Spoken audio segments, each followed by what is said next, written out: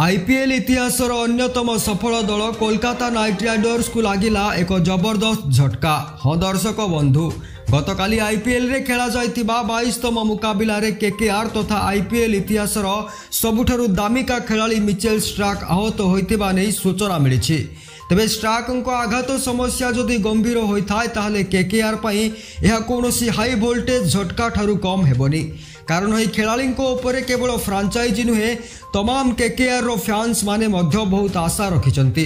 किंतु सत कहबाकू गले मिचेल स्टार्क एपर्यंत टूर्नामेंट रे निजर दक्षता अनुजाई प्रदर्शन देबारे विफल रहिचंती।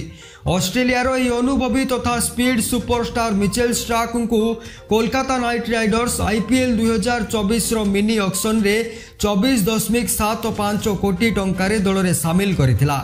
एपर्यंत खेला जाइथिबा आईपीएल मैच रे मिचेल स्टार्क 11.36 खराब इकोनॉमी रेट सहित बॉलिंग करी मात्र 2टी विकेट हासिल करिसंती। आउ एपटे गतकाली सीएसके विपक्ष मैच रे स्टार्क आहत होइथिबार खबर वर्तमान केकेआर उपरे बोझ उपरे नलिता बिड़ा साजिछि। जदिओ वर्तमान सुधा स्टार्क इंजुरी को नहीं आधिकारिक रूप से कौन अपडेट आसी ना, तथापि सूत्र अनुसार तांकु साइड स्ट्रेन होइथिबार खबर मिली। आउ जदि समस्या गंभीर थाए ताले मिचेल स्टार्क हुए तो आईपीएल रो किछि मैच रु बाद पड़ी पारंती। एहिपरि प्रतिदिन ओडिया रे आईपीएल न्यूज जानिबा पई वीडियो को लाइक एवं चैनल को सब्सक्राइब करंतु।